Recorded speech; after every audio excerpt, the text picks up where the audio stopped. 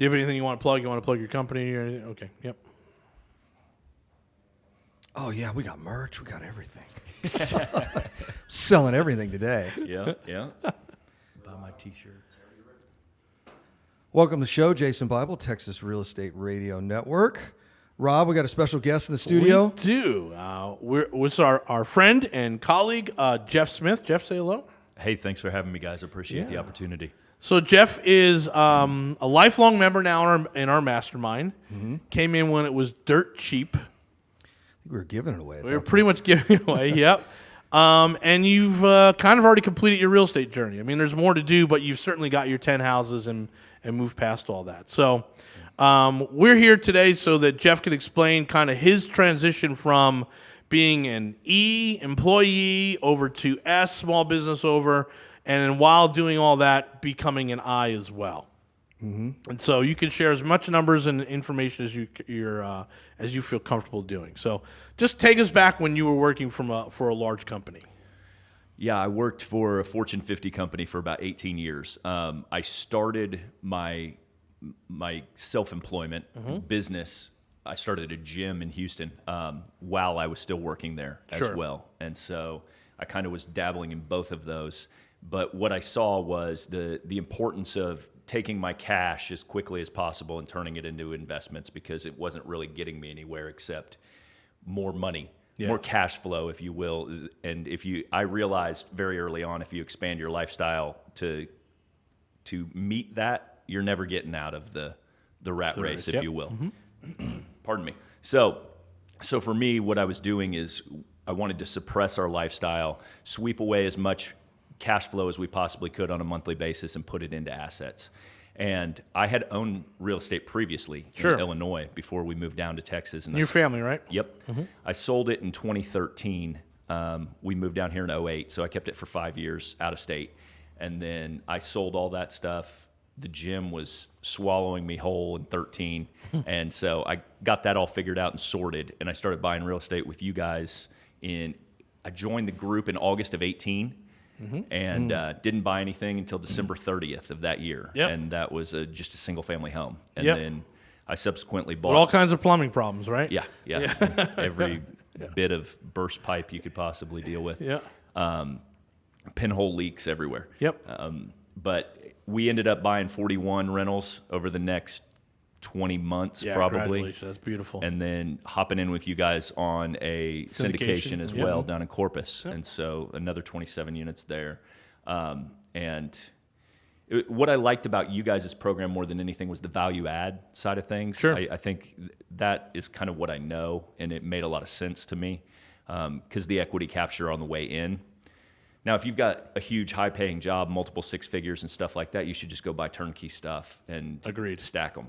But you're honest and upfront about that, and that's the concept that I enjoyed so much, because the simplicity of just buy 10 houses, even if it takes you 5 years to do it, like you're still money ahead at that point. And people miss the mark on that side of things. Like choosing your asset class is the most important part of this, and like being realistic about how much time you have to dedicate to it and what you really want to deal with. Right. I think everybody comes in gung ho, like I'm gonna do it cheap as fuck. And I want to build biggest tower in Houston. I'm ready. Right. I'm gonna self-manage. I'm gonna do all this other stuff, and it's all pie in the sky, and it sours them. They get one property, they get one bad tenant, they have to change a toilet at 2:00 in the morning, and like they're done. Their wife is done. Their spouse is checked out completely. Like they're like, I am not doing this. And so then they have no so then they just quit, and they don't like regroup and say, hey, okay, well, what would make this better? Hiring management, or like going into a different asset class where we have the ability to hire management. So the simplicity of the way you guys presented, I think, is what was very attractive. And I struggle with people that don't understand how to get down that path, because you guys lay it out about as simple as I've seen it done. Most times it's complex. If you go into these groups, I've belonged to all of them. And so, So, well, thank you for that. So let's talk about that first deal, because when you say, the people check out, they leave, their wife is out of it, they can't think of it, they're embarrassed, they don't want to go back to it. We think that's probably 50% of the people that start buying and holding. 1 out of 2 are probably out, right? Probably more. Yeah. Yeah. Within 2 or 3 years, I bet the attrition rate. Don't want to deal with the tenants. Don't understand all the benefits they got, right? So I remember that house. I think that was a house you bought from us, Yes. or we found from you, and I did the construction on, and it was not good. And there was definitely frustration levels from him, and I felt it, and I'm like, hey, I'm going to do as much work as I can before I do change order, all this stuff. And we had a really nasty plumber, just a complete butthead, right? And I don't want to say it politely. And that screwed the deal up a little bit and pushed the numbers out, and we had to get stuff done, and then it wasn't renting, right? And so that one, your first one, would have driven half the people just like, I'm not doing this anymore. Yep. But you got it stabilized, right? Yes. You still own that property? Yes. How much equity do you think you have in it? $100,000. Yeah, that's what I think. Yeah. Jeez, 100 since 18. Yeah, on top of his depreciation that he's made in the 4 years. And hopefully you've broken even on the cash flow to just have someone else pay for your debt. Yeah, absolutely. Right. I mean, it cash flows and makes some money. Some money, right? But it's not going to be a lot, but someone's paying your debt on it. This is one of the, I mean, I look at that more than any other thing is like someone's paying my debt. Like that's Kiyosaki. Like don't buy liabilities, buy assets, right? It's going to produce money, let someone else pay for your debt. And one of the things that he and I believe is we don't take leverage unless it's going to pay for itself. And yeah, there's going to be a month or two where it's going to be down and we're going to have to chip in and cover it and stuff, but that's what reserves are for. So, all right, you get your first one, deal with it, you understand the value, and then what happens after that? I think you bought a package, right? Not second. I think I ran to like 12 doors probably, proving concept and doing value adds to each one. Or burring them, whatever you want to call it. Yeah. And getting into... I call it big game hunting. But go ahead. Yes, yeah, big game hunting. Yep. And then after that, I was opened up to the world of private money and things like that. That's right. And, yeah, you got a private money guy. Yep. Yeah. And so that allowed me to run really fast. And there's a lot of lessons learned through that as well. Yeah, absolutely. You stretch a line of credit a few $1 million and you learn some lessons about what your capacity is. Sure. And so we fortunately had some teams built. The freeze threw us off because our teams disappeared. You guys know all about that. It's tough. It was. I did a show yesterday on. We had 3 black swan events. Right. We had the COVID lockdown. We had a 500-year freeze, and then we had interest rates double in 6 months. Like those don't all happen even in 1 year or 10 years. Yeah. Or let alone 18 to 24 months. Right. So it was. A lot of this stuff's just been absolutely crazy. Yeah, the biggest thing to me was that I had spent a lot of time and bandwidth on building a team, and the team kind of vanished. Yeah, it happens. When the freeze happened. And so that was like starting from scratch with our reliable people. And so you have to build back up your team because that's... I tell everybody that wants to buy real estate to buy in a consolidated area for their first few properties because everyone washes out from like property 1 to property 8. Yep. Like no one has the attrition rate to stay in the grind through there because it's nothing. You make $200 a door and you get a water heater go out. So like it up. Yep. you've shelled out whatever, $350,000 of your own cash, and you've got 5 doors, and your wife's like, "Where's the money?" Yeah. And, and you're like, "We're still paying for the Lowe's credit card that we just had to charge off on these houses." And so, like, that's the hump that you really have to get over is like going volume and being able to build up enough portfolio and also see the long game that you're talking about. I mean, let's talk about the long game when we come back from this break. This is Robert and Jason with our guest Jeff Smith, a good friend of ours, who has done it. He's done it. And now we're going to find out, hey, how it took him and what's the next level. Hang tight. Hey, welcome back, everyone. This is Robert and Jason with world-renowned Mr. Texas Real Estate. Oh, no, this is the Texas Real Estate Mastermind Hour. That's right. How's that sound? That sounds much better. That sounds better? Okay. Hey, we're here with Jeff. Jeff has been a part of the Mastermind. He's been our friend and a colleague for going on 4 years now. And you're just explaining that whole journey. So, all right, you get through your first one, you get some private money, but now you're feeling the stretch sometimes, right? And you're saying the freeze was a really big kick in the gut. Yeah, for sure. Because, I mean, it was a lot of... Because, I mean, your deductible on your insurance is generally not worth filing a claim on a lot of these situations. Most of our issues were $2,000 repairs to $12,000 repairs. Yes. So we did them all cash out of pocket. Yeah. And it took a long time to unwind Same that. here. But Yep. it set us back. But I mean, again, lessons learned. There was a lot of opportunity to learn about refinancing, getting out of hard money with those situations. Also building your team again after it's been kind of fractured. Price of goods going up. Oh, way up. Yeah. So I mean, there's been a lot. It's been fun to learn during this time. I'm looking forward to the next stage of things, because we've actually been able to capture a significant amount of equity over the last 3 years, just as everyone else has.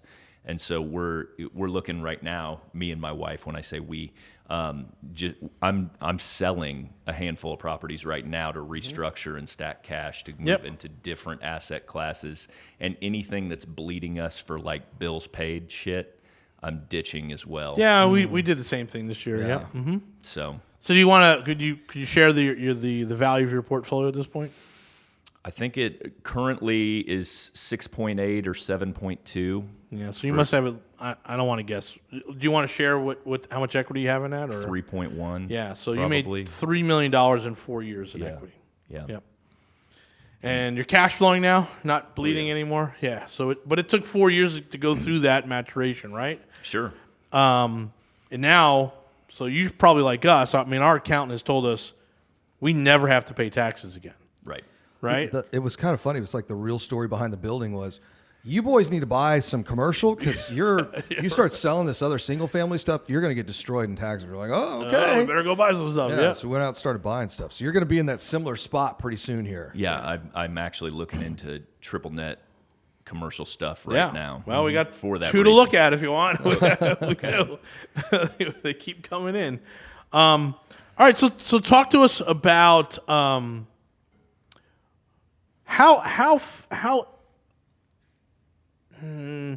aware were you of the tax hit as an employee or even as sort of small business owner? Like, was that a cognizant thing? Was that something I've got to fight that? Or was it just sort of, hey, it's a cost of business and this is what it is? Well, I think what I learned more than anything is like the power in standing up your own businesses from a tax perspective. Sure. Because, I mean, our gym was a corporation. And once you have a corporation, then you've got a million write-offs. Right now, we've got 2 corporations and 5 LLCs, 6 LLCs, something like that we run through. But I mean, optimizing your dollar is like the next level. Like you need to make money, and then you need to learn how to keep more of your money. Right. And like that's level 2 is like keep more of it. And you might spend more time at level 2 than you did at level 1. Yeah, for sure. Right. For sure. Yeah. And I mean, people don't understand that if you have no other income besides W-2, you're just getting bilked out of taxes at like a 50%. Even in clip. Texas, I mean, you're doing well, but you're still getting hit, right? Yeah, for sure. I mean, everybody should have an LLC of some kind because, I mean, you at minimum, you can put your kids on the payroll and you can W-2 them $12,500 a year. I mean, I think I read if a family of 4 or a family of 6, like I have, 4 kids, and me and my wife, if I stand up one single LLC, I think my threshold for pay is $84,500 before I pay a penny of taxes. Sure. And so if I just W-2 them through our holding company, I can avoid taxes on the first 84 or 5. Yeah. And like you don't have that ability to do it. Now, if anyone knows the Smiths, I'm going to tell you those kids are absolutely working for their pay. That's right. There's no doubt about that. But you were able to do some things when you got there. Like you're still in the process, right? So you're an employee for I think you said 18 years. Yep. Then you're a business owner for how long was that journey? 11 years. 11 years. I owned the gym for 11 years. I sold it. You're like 40 years old. So were you starting this when you were 15? 43. I started working at the insurance company at 19. Wow, great. And then I went in the military after that, and they accrued my time. Oh, so gotcha. While I was gone in the military, I built those years of service with the company still. Oh, that's nice. I was like the very first person to deploy after 9/11, so they had no HR policies. Oh, that's great. So you get to write your own. Because I went into active duty, and they were like, "Hey, you're going to stay an employee." I'm like, "I don't think you understand what I'm doing. Like, I'm not going into the National Guard or the reserves. I'm leaving, and I Not don't know coming when- back, I'm guys. not painting fences on the weekends. Like, I'm going in somewhere, right? Yeah. Yeah. So that was an interesting time too. Gotcha. But Well, thank you for your I've service, been- by the way. Appreciate it. I want to make sure I say it every time I see you. Appreciate it. Yeah, I do appreciate it. I'm a big fan of this country. Okay, so we're going through all that stuff, and taxes are aware, and you've seen that eating out, just sort of eating away at the equity of your life, right? Your just household stuff. But didn't you guys do a little RV journey? Oh yeah. So tell us about that. We're very into RVing because we pulled our kids out of school in 2020 when COVID hit. We're homeschooling now, so we're on the road 2020, 2021, probably 4 or 5 months of the year. Nice. Just traveling, and then this past year we didn't travel as much in the RV, but because I had tons of work stuff. Once we started flying again, Sure. I was traveling all around, doing consulting in groups that I run. But yeah, I mean, we're big on experiences, and so I told my wife a long time ago that I wanted to take the kids to all the national parks. And so, nice. like, that's what we're gonna attempt to do over Cool. time. But we're on our second RV already. As soon as you buy an RV, you realize you need to upgrade your RV. You're like, I need this one a little bit bigger. Yeah. Exactly. These are all. And then all the things- kids are getting bigger, right? Yeah. You're like, wait a minute, where'd all this space go? Exactly. Exactly. But that came through absolutely, being that small business owner and taking a real hard look and committing yourself to being an investor, right? Well, what I realized was the path was the W-2 path wasn't going anywhere, Right. because you get a certain percentage on raises, you get a certain bonus that you can count on every year, but you're surrounded by people that are doing that, and their plan is 35 years from now, like, to cash out, and like, that was never really my plan. I always thought something was awry with that. I mean, even my 401k that I had from working there, I cashed out as soon as I left and paid the taxes on it and moved down the road with it as far as investing. And so I just knew that I wanted paid now and on a monthly basis for all of my income as opposed to burying it in 401k or these other products that they put you into. So what you're hearing, folks, and I'll go back to the Kiyosaki book, Yep. is he's at a point in his life where he's using other people's time because you have a team, right? And you had a private investor, so you're using other people's money. Made $3 million plus, and were able to jump in an RV and drive around the country with your family while everyone else was sitting in front of the TV watching Tiger King. That's right. Yeah. So that's a pretty good lifestyle in 4 years, right? And 4 years from the time you decided to do it, but 25 years of I'm figuring this stuff out as I'm moving along. Sure. Yeah. So, hey guys, we're going to be back from this break and keep talking to Jeff, who is, shining example of what you can do with real estate and what you can do when you move out of that left side of the quadrant into the right side of the quadrant. We talk about this at our 3-day. We'd love to have you out here. It's mrtxrei.com. You can also go check out all our events at mrtxre.com. And we'll be right back. How many was that? How many, 2 or 3? Two more. Okay. Welcome to the show, Jason Bible, Texas Real Estate Mastermind Hour. Here with Jeff Smith and Robert Orfino, talking about Jeff's journey. So, are there any times in the RV with the whole family you looked at your wife and said, "I don't know if this was a great idea"? Oh yeah. You get 4 kids crammed in that small space. And there's multiple times when that happens. When it rains. Yeah, I was going to say, when it rains for about the 3rd day, Yeah. you're like, "Can we drive out of this hell?" Or Yep. Well, that's the good thing. You've always got that option. Yeah. We can just pull in all the electrical and the sewer and drive home. That's right, At yeah. any point in time. Well, I'll plant this seed. If you just 10x what you've done so far, it's no longer an RV, it's a private jet, Exactly. that's true. right? Now you can take the private jet. That's the plan. So we have some questions we're doing now for our mastermind. I'm going to ask you a few of them if you don't mind. What's the largest financial loss you have suffered in your life? If you can care to share. Yeah, I have no.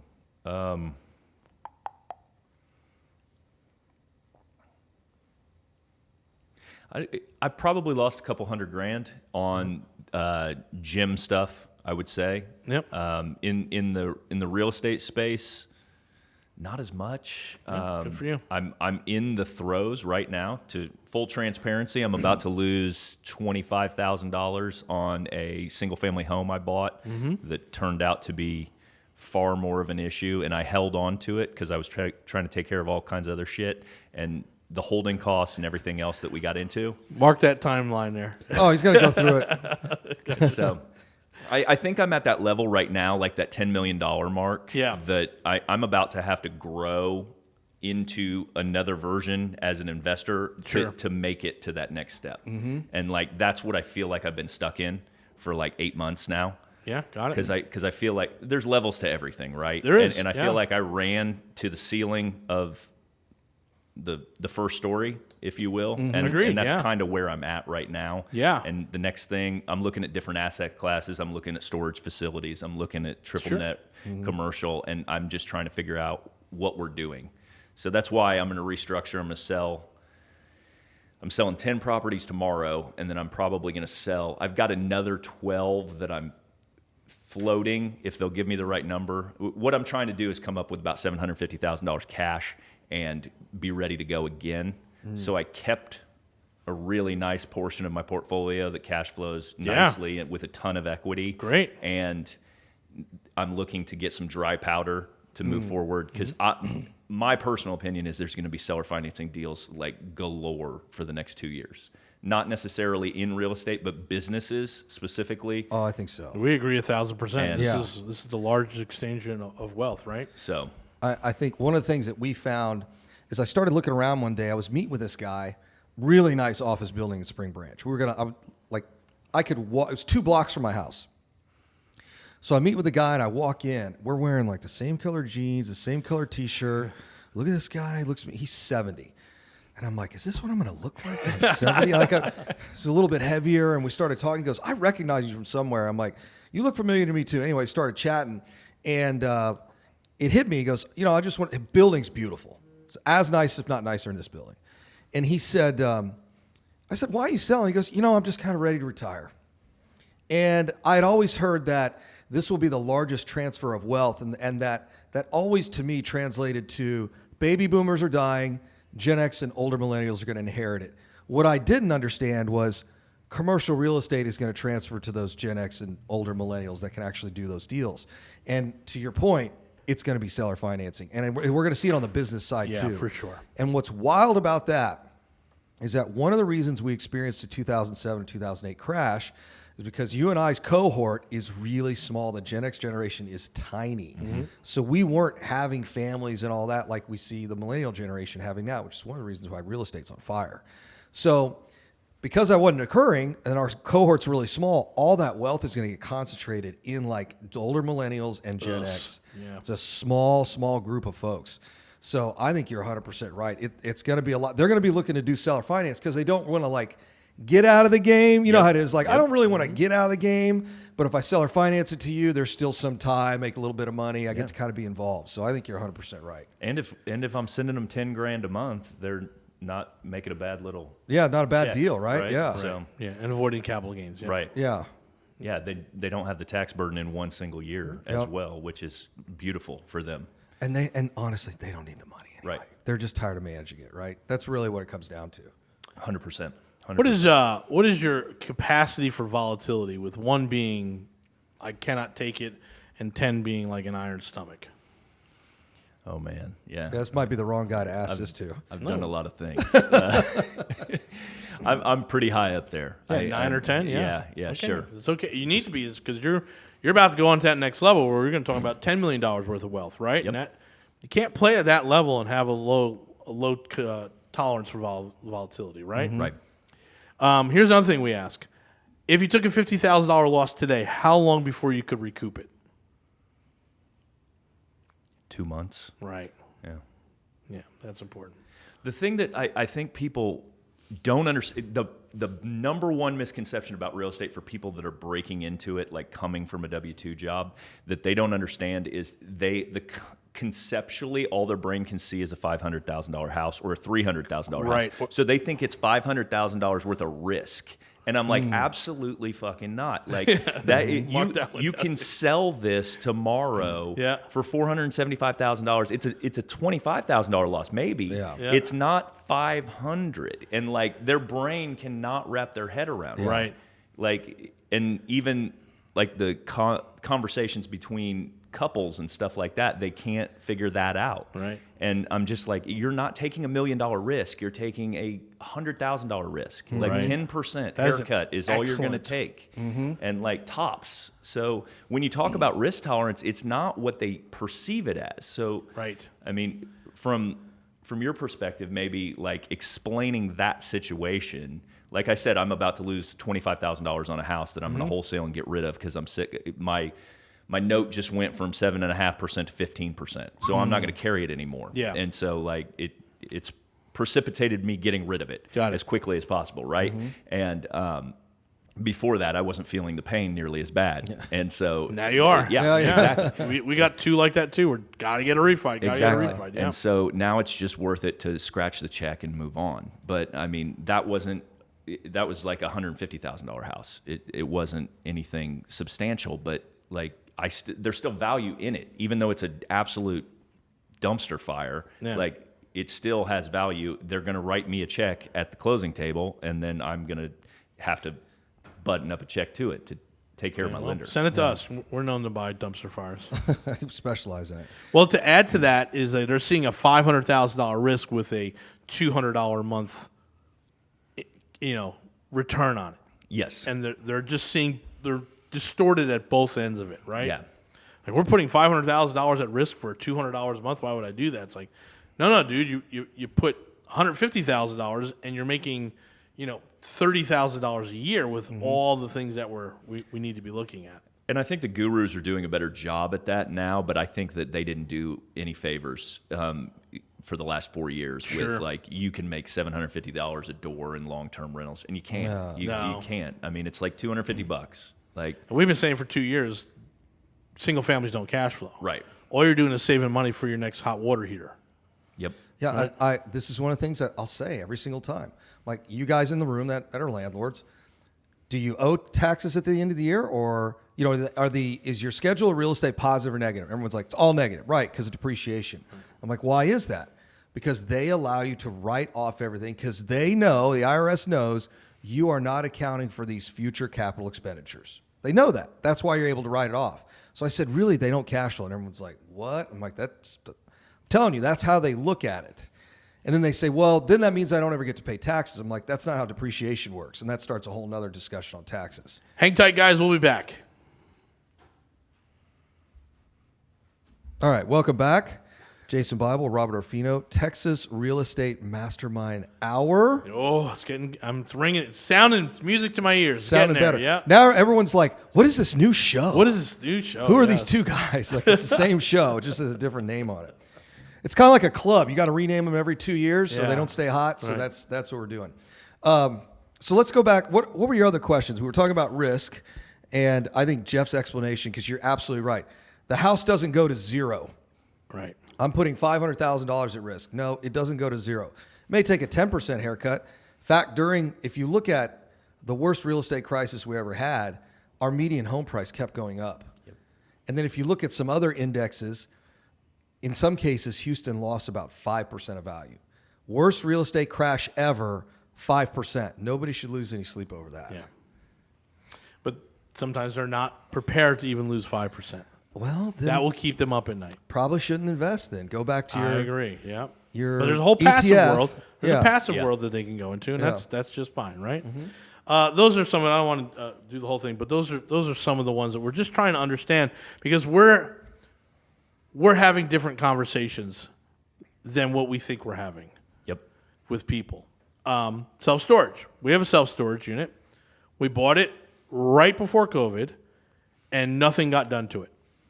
But we held it because we understood that these things cost between $4,000 and $6,000 just on the construction. And I feel like, hey, we have a really good deal based on that number, just on that metrics alone. Now, do we have to do marketing and do automation and all that stuff? Yes. But one of the things we had talked about with the group was, okay, guys, here's what I have. Go figure it out.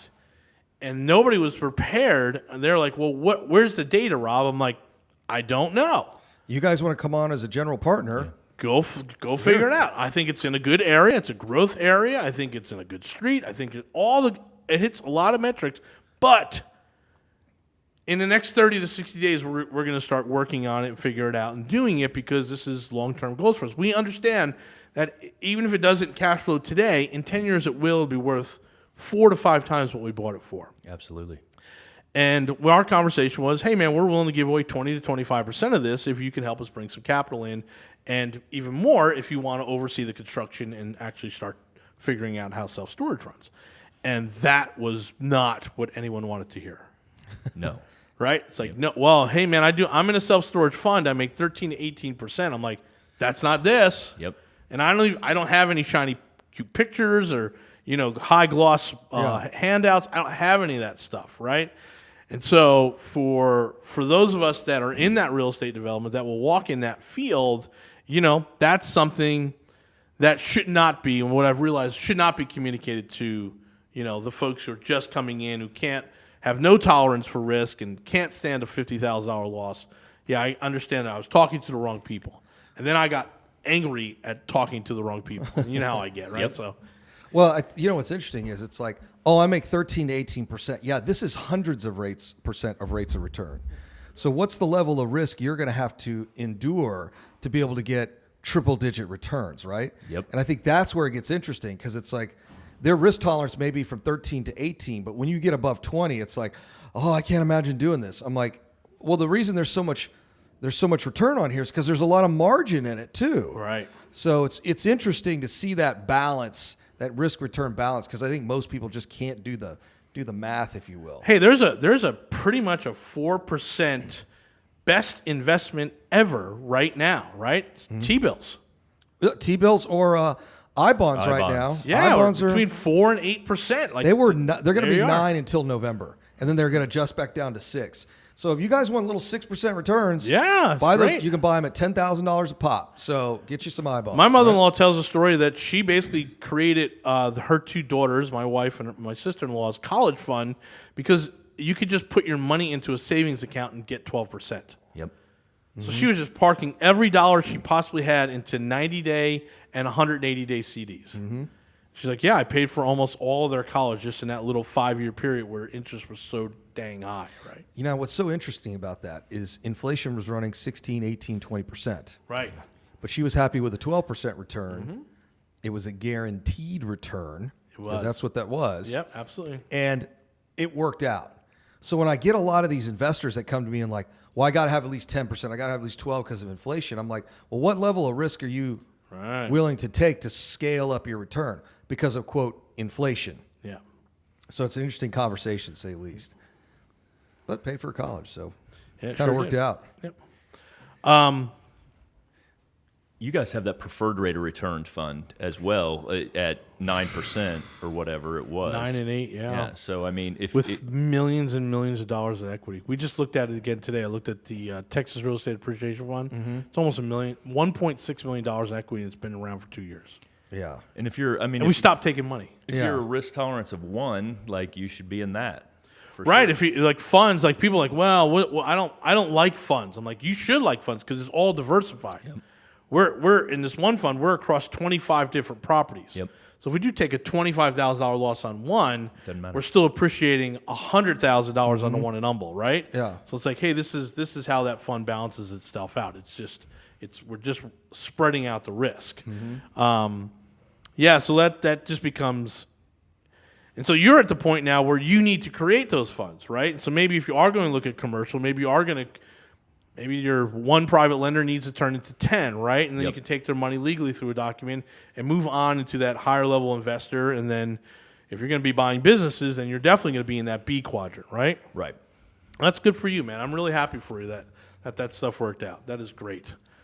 Well, I appreciate you guys. Yeah, we really do. I like the local group. It's good. You guys have your finger on the pulse. The data you guys put out is awesome. So we tell the truth, even if it's an ugly truth, right?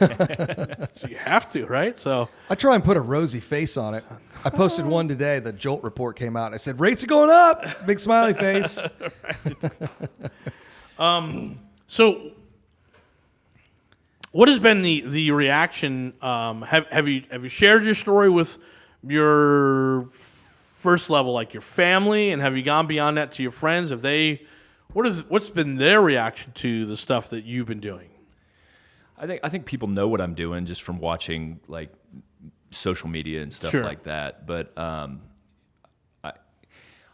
most of the people just think that I have a high risk tolerance, higher than theirs. Gotcha. Right? Is that it? And they're like, "Oh, that's for you, not for me." Okay. Like, it's a nice way of saying crazy. I don't want to. The gambler. I don't want to be a landlord. I don't want to be this. And I'm like, just buy 2 houses next year, and like that's it, 2. Right. And if you do that every year for the next 10 years, you won't regret it. Or at least figure out to buy the building that you run your business out of. Yep. I coach a lot of people on that because Yeah. I consult with a lot of gym owners, and so the biggest thing I've got them doing right now is buying like 4 to 6 unit commercial units where their business is one tenant, the flagship tenant, and then they've got a mixture of tenants in there as well, and it's been a gold mine for their families. Of course. So good question for you, because I hear this from the restaurant. We are tinkering in the restaurant and club business right now, and I'd be interested to hear on the gym side, how many times does a lease, although don't get me wrong, you still got to have marketing and sales and bringing in bodies and all that stuff, but how many times is the lease one of the most expensive liabilities? And if they had just owned the building, they wouldn't have been able to limit, let's say, the downside if the business fails. That's huge. That's huge because, I mean, I went and sold my gym in May, and we still had $280,000 left on the lease, right? So that would have ate up my purchase price completely, right? And otherwise, what I ended up doing was I ended up subleasing it to the buyer. Gotcha. With a margin. And so, I mean, I'm still on the lease. I'm still the first position on it. So the liability is still mine, but we're making a few $100 a month on top of the lease that we're paying, and they're taking care of all the utilities and stuff like that. That was the number one thing to unload, honestly. I mean, I had all the equipment and the assets and everything else, but like getting rid of that huge chunk of lease was a big deal. Yeah. Well, Jeff, thank you so very much for coming in. We appreciate it. Appreciate everything that you've done for us, and we love to have you around. And come back more and tell us some more stories. We want to keep getting caught up with you. So thanks, everyone, for listening. We appreciate it. We'll be back with a short break and then a short message, and we're done for the night. Figure it out. All right.